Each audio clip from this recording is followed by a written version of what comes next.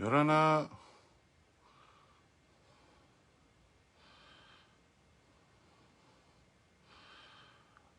Je vais attendre 2 minutes, le temps que les gens arrivent. Hein.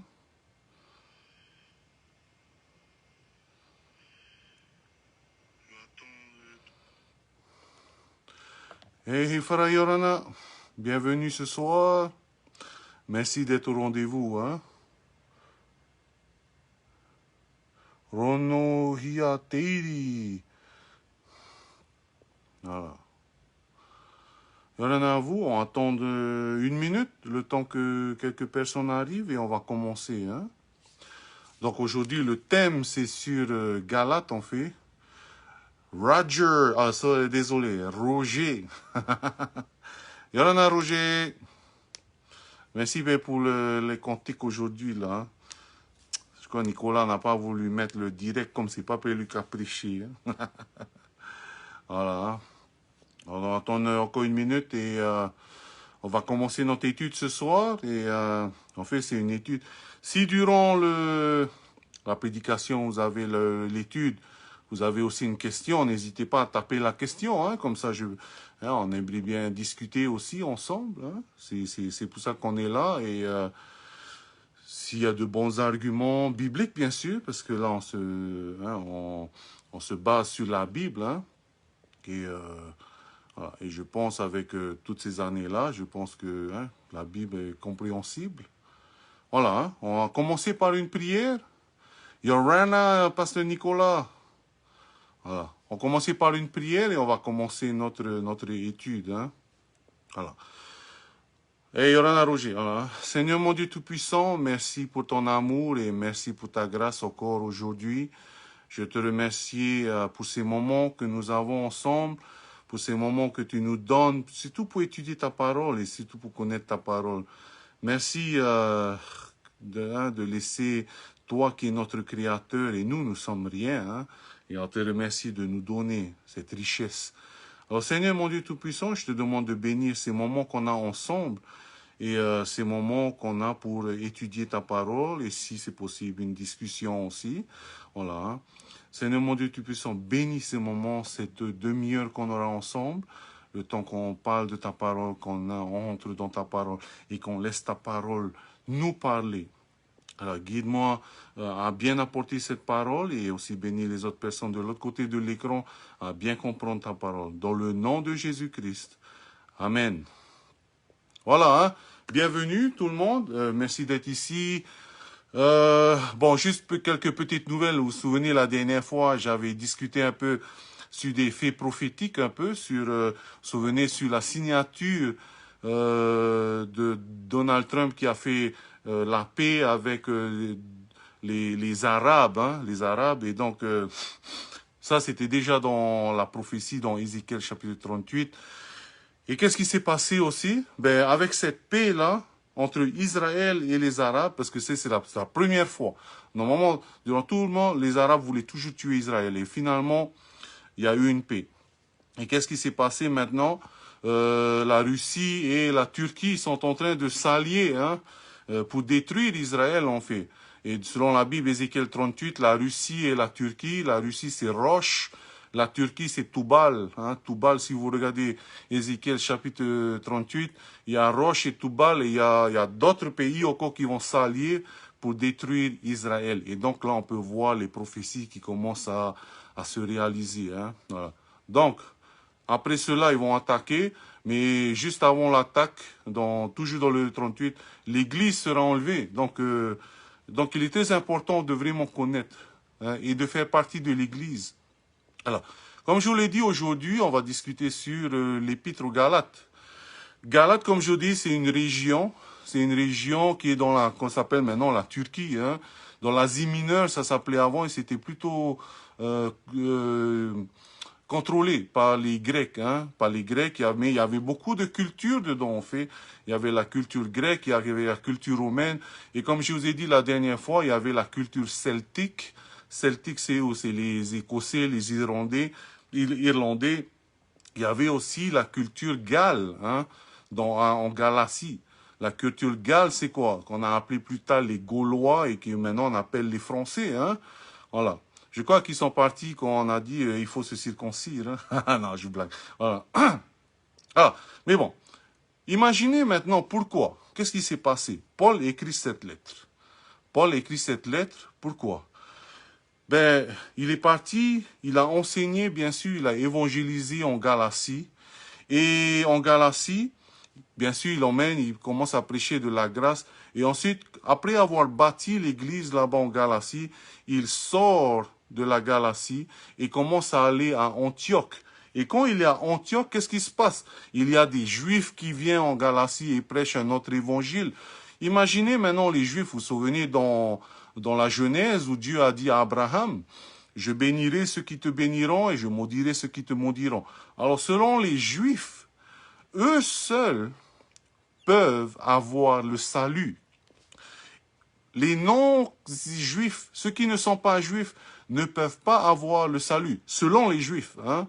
Voilà, selon les Juifs. Donc pour eux, entendre qu'il y a des Grecs, qu'il y a des Romains, qu'il y a des Galles, qu'il y a des Celtiques qui ont commencé à avoir le salut, ils sont pas été d'accord. Alors c'est pour cela qu'ils sont allés en Galatie et ils ont commencé à dire en Galatie, hey, il y a juste nous les Juifs. Donc maintenant, c'est vrai que vous avez appris par rapport à la grâce, mais vous avez appris la grâce, mais la Bible dit dans l'Ancien Testament que il y a juste les Juifs qui peuvent être sauvés.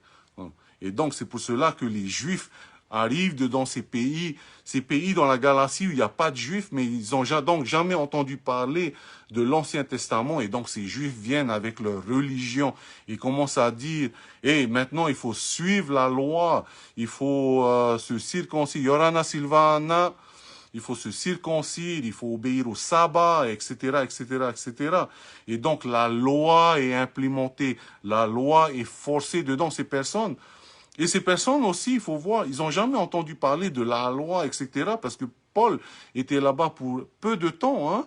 Et donc il a juste, hey, Yorana Atwari. Donc ces personnes, ils étaient juste là pour peu de temps, pour vraiment connaître l'évangile.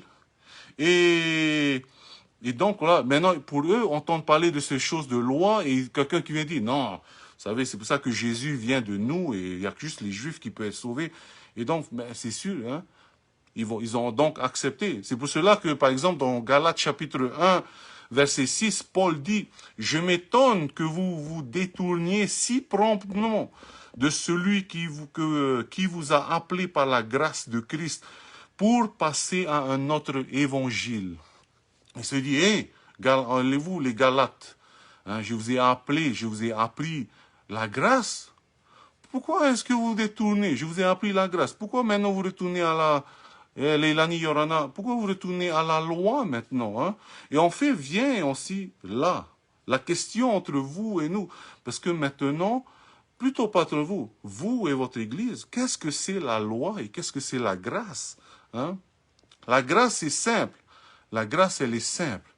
La grâce, c'est que Dieu, Jésus, qui est Dieu, Dieu cher, hein? Jean chapitre 1, verset 1, et la parole était Dieu. Jean chapitre 1, verset 14, et la parole est devenue chair. Donc cette parole qui est Dieu est Jésus. Voilà. Nous avons le salut. Nous sommes sauvés au travers de Jésus. Point final. Point final. Voilà. Mais la loi, essayez ça. On va arriver là maintenant. On va arriver, parce que là, on fait jusqu'à de chapitre 1 au chapitre 6, ok, hein? Mais c'est ça la grâce. Grâce, ça veut dire quelque chose que je te donne, une faveur. Si tu as mérité quelque chose, c'est plus alors une grâce, c'est plus un don. C'est une récompense, voilà. Mais ça, c'est une grâce, ça, c'est une faveur. Hein, le mot est charis, qui veut dire, c'est un don. Hein. Le don, tu payes pas, c'est un cadeau, voilà. Ce cadeau, c'est Dieu qui est devenu chair et qui s'est donné en sacrifice pour nous racheter. Et tout ce qu'on doit faire maintenant, c'est juste d'avoir foi en lui. Ça, c'est la grâce. Qu'est-ce que c'est la loi? La loi, c'est Jésus plus quelque chose. Tu veux être sauvé? Jésus plus quelque chose. Voilà. Et malheureusement, beaucoup d'églises sont là maintenant. comme au temps de Paul, là, au temps de Paul, dans la Galatie, c'est quoi? Les gens, ces super apôtres, ces apôtres par excellence, comme Paul dit, ces apôtres, qui sont ces apôtres? Ce sont des juifs qui viennent, des pharisiens qui viennent donc. Yoran Suzanne, c'est des pharisiens qui viennent et qui viennent enseigner aux Galates, qui n'ont, hein, non, non, non, non. Si tu veux avoir la grâce, c'est bien, il faut avoir le Messie. Mais il faut aussi que tu fasses comme nous, que tu te circoncis, que tu fasses ci, que tu fasses ça. Et là, tu peux avoir le salut. Non. La grâce, c'est plus alors une grâce. Parce que vraiment, qu'est-ce que c'est? Si tu dois faire autre chose, si tu dis, Jésus plus le baptême, ou Jésus plus la dîme, ou Jésus plus le sabbat, ou Jésus plus, enfin, je sais pas quoi d'autre, voilà. Mais Jésus plus quelque chose. Qu'est-ce que ça veut dire? Si tu dois mettre Jésus plus quelque chose, ça veut dire que Jésus, le sacrifice de Jésus n'est pas assez. Ça veut dire que Jésus qui a été cloué à la croix, c'est pas assez. Parce qu'il faut faire en plus encore pour avoir le salut. Il faut faire d'autres choses encore en plus pour avoir le salut. Jésus, le sacrifice de Jésus n'était pas assez. Voilà. Et donc, le sacrifice de Jésus est assez. Si tu crois, c'est ça avoir foi en Christ. Hein? Car Dieu t'a tant aimé le monde qu'il a donné son Fils unique afin que quiconque croit en lui, le mot croire veut dire aussi avoir foi en lui. As-tu foi que Jésus sauve? Hein? As-tu foi que Jésus sauve? Si tu dis oui, c'est pas la peine de te... Yorana Yohan, c'est pas... Si tu as foi que Jésus sauve, ce n'est pas alors la peine de dire « je dois aussi faire ça en plus pour avoir le salut ». Si tu crois que Jésus sauve, c'est pas alors la peine de dire « je dois aussi faire ci, je dois aussi alors obéir au sabbat ». Hein? Bon, on va arriver après. Mais la loi dit, on va arriver après, t'inquiète. Je veux juste vous expliquer la grâce. La grâce, c'est ça, c'est un cadeau. Tu veux être sauvé? Aie foi en moi. Voilà. Mais comment je vais faire pour la grâce? Mais la loi, Moïse, il a dit, il y a toutes ces 613 lois que Moïse, il a données. Voilà. Qu'est-ce que je vais faire alors de tout cela? Hein? Attends, c'est pas fini. Hein? On va arriver, ça, c'est au chapitre 5 et 6. Voilà. Faut pas sauter les étapes, ok? Chapitre 5 et 6. Là, Moïse parle. Oui, qu'à personne. Exactement, Ifara. Personne ne mérite la grâce. C'est un don. Voilà. Mais la loi, tout ça, c'est comme maintenant, quand tu acceptes Christ, comme dans Jean chapitre 3, vous vous souvenez de l'histoire de Nicodème, Jésus a dit, il faut que tu naisses de nouveau pour que tu entres dans le royaume de Dieu.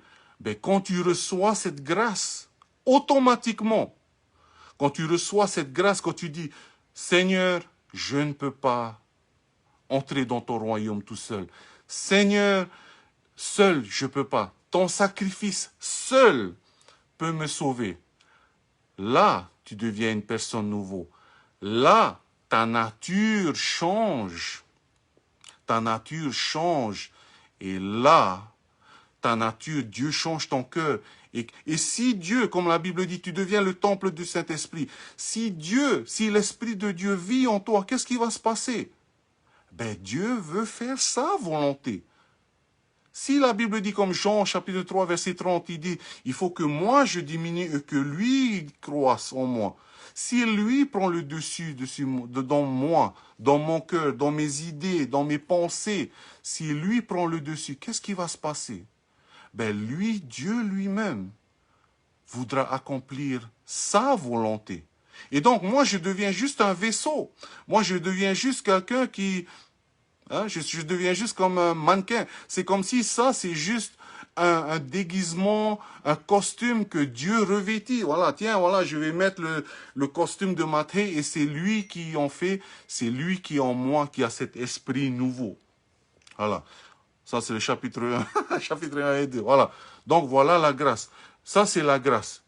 Le problème avec ceux de Galates, ils voulaient revenir à la loi encore. Ils disaient, Non, non, non, non, non, je suis obligé de faire ceci, je suis obligé de faire cela.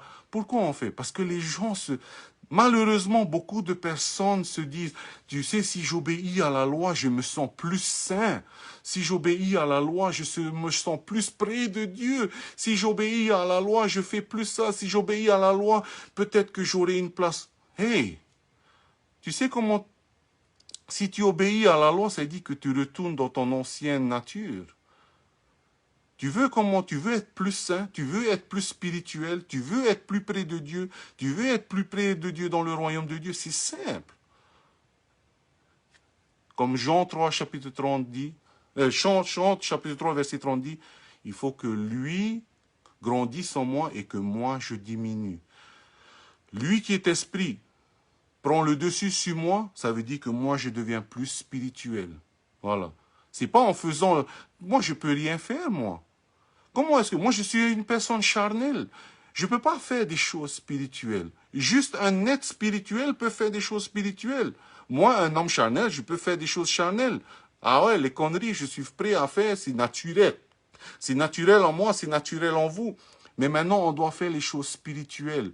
Comment peut-on faire les choses spirituelles? Nous ne sommes que des personnes charnelles.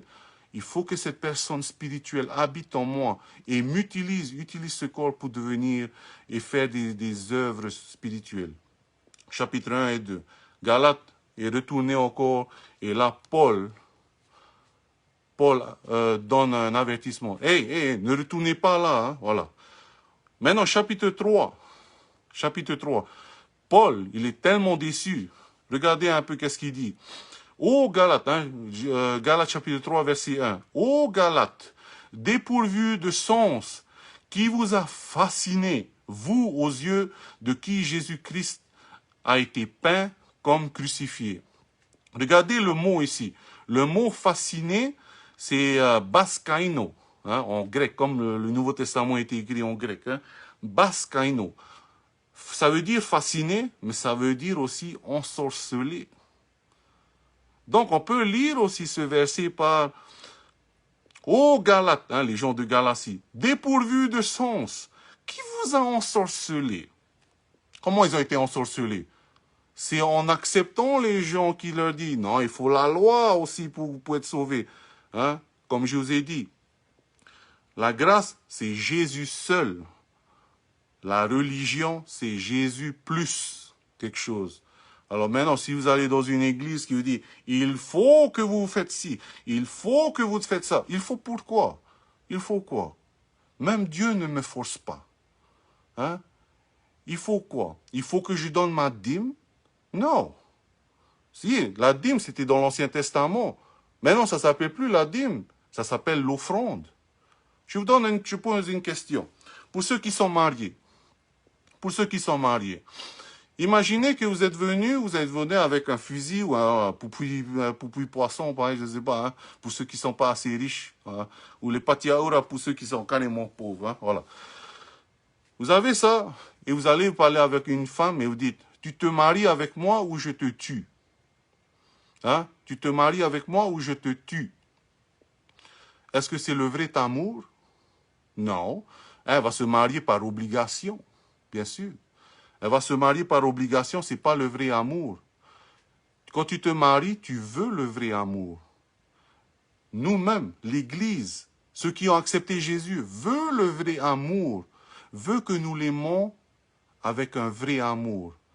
Donc ce n'est pas un amour forcé, c'est un amour délibéré, c'est un amour libre. Donc c'est pour cela, par exemple, la dîme, il faut que tu donnes 10%. Non, mais non. Les trucs forcés, c'est avant. C'était juste un exemple. Maintenant, il faut que tu donnes une offrande, si tu veux. L'offrande, qu'est-ce que c'est l'offrande? C'est ce que tu donnes avec ton cœur. L'offrande, c'est ce que tu donnes de tout ton cœur. Ça, c'est le vrai amour. Dieu cherche un vrai amour au travers de toi. Il ne cherche pas un amour forcé. Il cherche un vrai amour. Pareil que vous cherchez quelqu'un, une époux ou une épouse. Vous cherchez quelqu'un qui vous aime librement. Pas dire, hey, tu dois faire ci, tu dois faire ça. Non, non, non. Ok? Donc là, c'est le chapitre 3. Le chapitre 3, verset 11 aussi dit, le juste vivra par la foi. Le juste vivra par la foi. Qu'est-ce que ça veut dire? Ceux qui vivent par la loi, ceux qui disent « je dois obéir la loi pour être sauvé », eux vivent par la loi. Si tu ne vis, hein, là il dit « le juste vivra par la foi ». Hein. Galates chapitre 3, verset 11. Le juste vivra par la foi. C'est ton cœur qu'il veut. Exactement, Hefara, merci. Le juste vivra par la foi. Ça veut dire que si tu vis par la loi, tu ne vis pas par la foi. Tu vis par la loi ou tu vis par la foi? Maintenant, si tu ne vis pas par la foi, tu n'es pas juste devant Jésus. C'est simple. Tu n'es pas justifié devant Dieu. Si tu veux vivre par la loi, tu ne vis pas par la foi. Et si tu ne vis pas par la foi, tu n'es pas justifié devant Dieu. Parce que là, il écrit « le juste vivra par la foi ». Il n'est pas dit que le juste vivra par la loi. Bien sûr, il est écrit dans Jacques, il y a d'autres qui vont dire « bien, la loi sont les œuvres, la foi sont les œuvres est morte ». N'oubliez pas notre étude sur Jacques, ce qu'on a fait la dernière fois.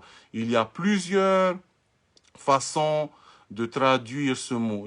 En grec, il y a plusieurs étapes de mort. Et le mot mort dans Jacques, hein, la foi sont les œuvres est mort. La foi, ce mot mort veut dire aussi stérile. Ça ne veut pas dire que la foi n'existe pas, mais ça veut juste dire que la foi est stérile, parce qu'elle ne produit pas d'œuvre. Mais ça ne veut pas dire que cette foi n'existe pas. Non, ça veut dire que cette foi existe, mais cette foi, elle est stérile. Hein? Voilà. On va vite aller. Chapitre 4. On va lire du chapitre 4, verset 2 jusqu'au verset 4. Hein? Mais il est sous des tuteurs, en parlant, hein, il est sous des tuteurs et des administrateurs jusqu'au temps marqué par le Père.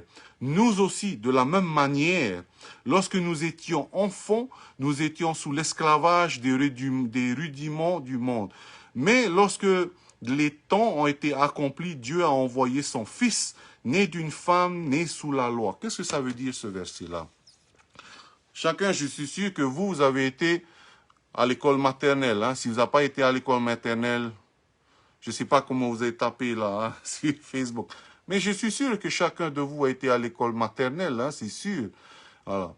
Et à l'école maternelle, qu'est-ce qu'on vous dit?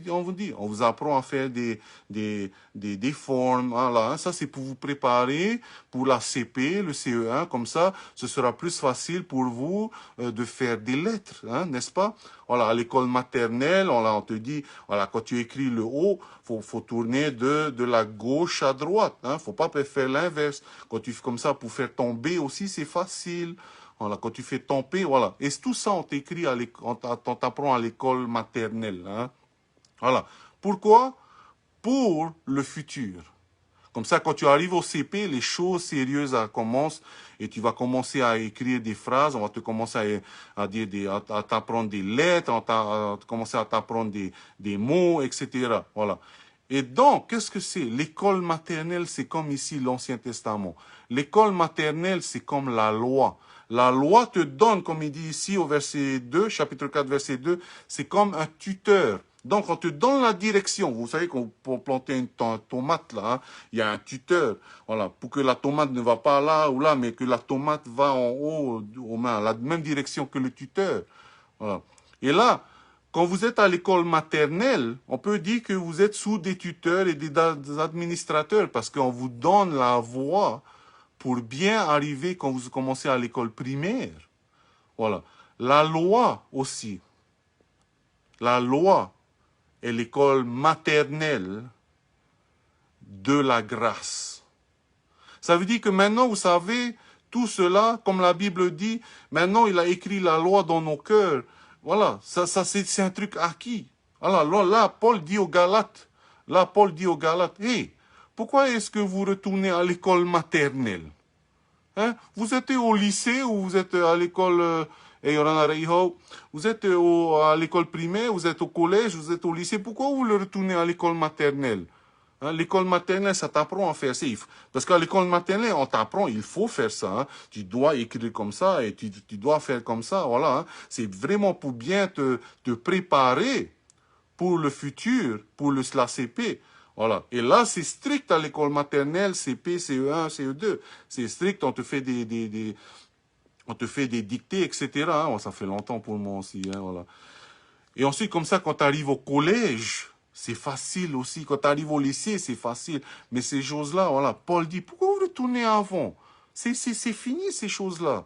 Voilà. Et c'est pour ça qu'il dit, mais lorsque le temps a été accompli, ça y est, ces choses ont été accomplies maintenant. Dieu a envoyé son Fils. Maintenant que ces choses ont été accomplies, voici la grâce. Maintenant que la maternelle et l'école primaire, c'est fini. Voici le collège et le lycée. Alors pourquoi vous voulez revenir en arrière? Voilà Galates un peu. Hein. Ça, c'est le Galates chapitre 4. Galates chapitre 4, versets 28 à 31. Pour vous, frères, comme Isaac, vous êtes des enfants de la promesse. Et de même qu'alors celui qui est né selon la chair persécuté, celui qui était né selon l'esprit, ainsi en est-il encore maintenant. Mais que dit l'Écriture? Chasse l'esclave et son fils, hein, car le fils de l'esclave n'héritera pas comme le fils libre, voilà, hein, de la femme libre. C'est pourquoi, frères, que nous ne sommes pas enfants de l'esclave, mais l'enfant de la femme libre. Voilà. En fait, la grâce était quelque chose la grâce était quelque chose qui nous a été promis. Et on voit bien une typologie, hein, un symbole, en fait, de la loi, de l'enfant qui était Ismaël, qui était sous la loi, sous l'esclavage, et Isaac qui était l'enfant sous la promesse. Voilà. Maintenant, où vous êtes? Hein? Où vous voulez aller? Voilà. C'est la grâce ou voilà. Hein? On continue chapitre 5, parce que Galate est très célèbre pour ça aussi. Hein? Ah, mais avant de commencer, parce que Galate est célèbre pour ça aussi, à cause de Galate chapitre 5, verset 25. Le fruit de l'esprit, n'est-ce pas? On va passer au fruit de l'esprit maintenant. Mais avant d'aller dans le fruit de l'esprit, je voudrais vous lire un autre verset dans Jean chapitre 15, verset 5. Ok? Jean chapitre 15, verset 5. Je suis le cep. Vous, hein, nous les chrétiens, vous êtes les sarments. Celui qui demeure en moi et en qui je demeure porte beaucoup de fruits. Car sans moi, vous ne pouvez rien faire. Si quelqu'un ne demeure pas en moi, il est jeté dehors comme le sarment et il sèche. Puis on ramasse les sarments qui sont les branches, et on les jette au feu et ils brûlent. Voilà. Hein. Je répète, je suis le cep, vous êtes les sarments, hein, les branches. Celui qui demeure en moi et en qui je demeure porte beaucoup de fruits, car sans moi, vous ne pouvez rien faire. Le but de chaque chrétien, après qu'il ait reçu cette grâce, la grâce, c'est quand tu te dis, Seigneur, sans toi, je ne peux rien faire. Seigneur, sans toi, je ne peux rien faire. Je ne peux pas être sauvé sans toi. Et donc, tu te laisses, comment on dit, tu t'abandonnes à Christ. Et qu'est-ce que Christ fait? Lui, il greffe à lui-même. Il te prend en lui-même. Et donc là, il dit, Jean chapitre 15, verset 5, il dit, comment tu demeures maintenant en moi. Ça veut dire tu es greffé en moi. Tu demeures en moi. Et qu'est-ce qui se passe quand tu demeures en Christ? Tu produis du fruit. Voilà. Quand tu demeures en Christ, qu'est-ce qui se passe? Tu produis du fruit. Voilà. Comment est-ce que tu veux produire du fruit? Demeurer en Christ. Hein? Pour ceux qui n'ont pas encore un farapou chez vous, comment ça s'appelle? Une ferme, voilà. Une plantation, voilà. Une plantation, vous avez les greffes. Hein, vous voulez prendre une greffe, il faut que cette petite branche, une greffe, soit plantée dedans l'arbre, pour que cet arbre puisse partager sa sève à la branche, et que cette branche puisse donner du fruit, n'est-ce pas? Si cette branche n'est pas greffée ou ne demeure pas dedans le cep, dedans l'arbre, la branche ne peut pas donner de fruit. Comment tu dois donner du fruit? En essayant? Non, c'est simple. Tu veux donner du fruit? Demeure en Christ. C'est tout. Plus longtemps tu demeureras en Christ, plus profond tu demeureras en Christ, plus tu produiras du fruit, plus tes fruits seront plus succulents. Hein? La branche seule, elle ne peut pas produire du fruit. Est-ce que tu as déjà vu une branche... Est-ce que tu as déjà été dans un farapou et tu entends la branche forcer, donne du fruit, voilà. Si tu entends quelqu'un comme ça, si tu entends ce bruit dans le farapou, faut pas regarder la branche, hein. Faut regarder en bas et derrière l'arbre. Mais bon, ça c'est une autre histoire. Voilà. Mais la branche, elle force pas la branche. La branche, qu'est-ce qu'elle fait? Elle demeure dans le fruit. Elle demeure dans l'arbre, c'est tout. La branche demeure dans l'arbre. Et en demeurant dans l'arbre, elle donne du fruit. Alors qu'il y a d'autres qui disent, non, il y a d'autres qui disent, non, je suis la branche, toup, je suis là, je suis à part. Et maintenant, quand je suis la branche toute seule, je vais faire la loi, je vais obéir au sabbat, je vais payer ma dîme et je vais produire du fruit moi-même. Il faut que cette branche demeure dans le cep. Il faut que cette branche demeure dans l'arbre pour produire du fruit. Pour que cet arbre puisse partager cette sève et nourrir la branche pour donner du fruit. Donc la Bible dit ici, il y a deux sortes de fruits. Il y a le fruit de la chair, et on ne termine pas cela, et il y a le fruit de l'esprit. Le fruit de l'esprit. Ok? Donc le fruit de la chair, je vous lis, hein, le fruit de la chair, c'est l'impudicité. Hein. Ça veut dire que ce sont des personnes, en fait, c'est leur style de vie. Voilà. C'est pas des personnes... Même le chrétien, de temps en temps, il a des faux pas et il tombe. Hein. Voilà. Ça parle pas de ces choses-là. Hein, parce que des personnes tombent, ah, désolé, voilà, ah, je suis là, voilà. Non. Mais le fruit de la chair, ce sont des personnes qui ont un style de vie comme il est cité ici. L'impudicité, en fait, qui est l'immoralité sexuelle, l'impureté des personnes qui ne sont pas morales, on dit ici la dissolution, qui veut dire on fait trop d'ambition ou trop convoiter, la magie. La magie, le mot grec ici, hein, magie est pharmakia. Pharmakia, d'où vient la pharmacie. Donc magie, pharmakia veut dire la magie, les trucs hein, mais aussi l'excès de drogue. Voilà. Hein. Donc la magie qui veut dire pharmakia veut dire soit les trucs sorciers, sorcellerie, ou aussi la consommation de drogue. Hein. Voilà. Les inimités, donc ça veut dire méchants, les querelles, ça veut dire les gens qui aiment les disputes et ils vivent que de ça. Moi, j'en connais beaucoup. Hein. Les jalousies, donc les jalousies, c'est ceux qui ont le zèle de toujours vouloir les choses, les animosités, les disputes, les divisions, les sectes. Et quand tu vois le point commun entre tout cela, c'est que tout cela, c'est l'amour pour soi-même. Les immoralités sexuelles, c'est pour son propre plaisir. L'impureté, quand tu n'es pas moral, c'est pour ton propre plaisir. Quand tu aimes la drogue, c'est pour ton propre plaisir. Quand tu aimes faire des querelles, c'est pour ton propre plaisir.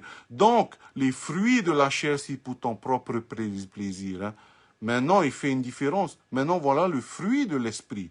Le fruit de l'esprit, vraiment, c'est plus à propos de toi, mais c'est Dieu, toi, soit Dieu au travers de toi qui ramène vers Dieu, au travers de toi qui ramène aux autres. Voilà. Hein?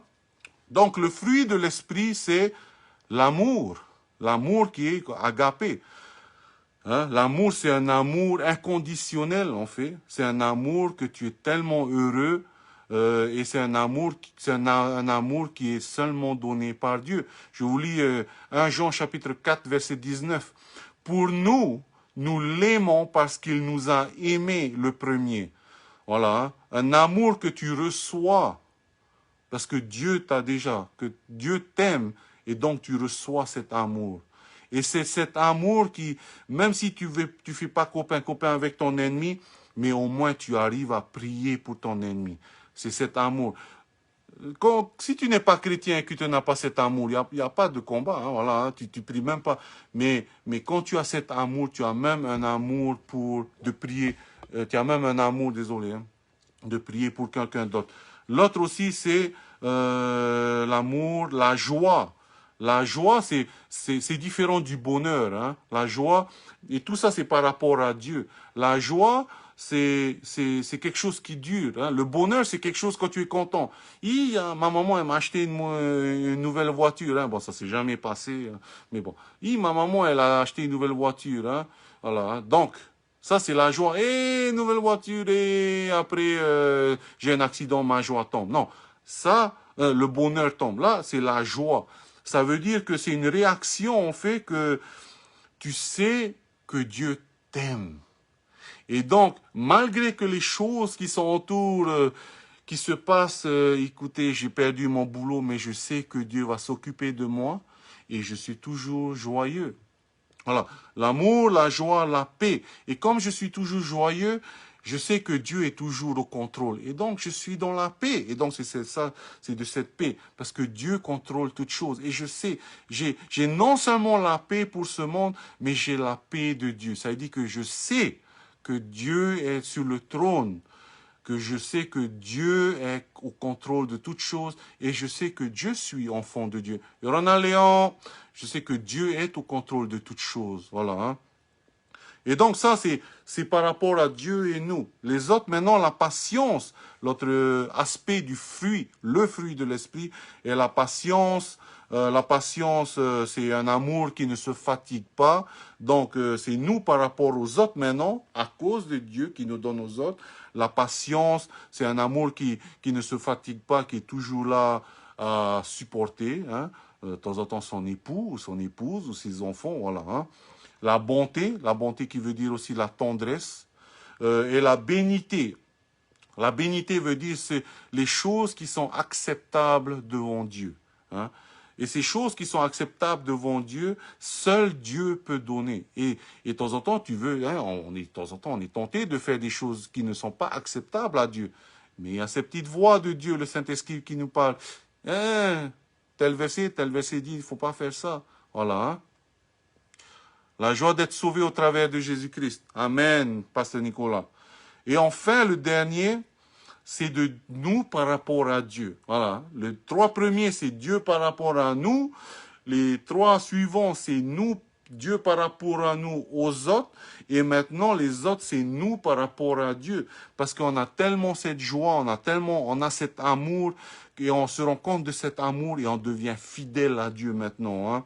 Et ça, c'est la réponse de cet amour en lui restant fidèle.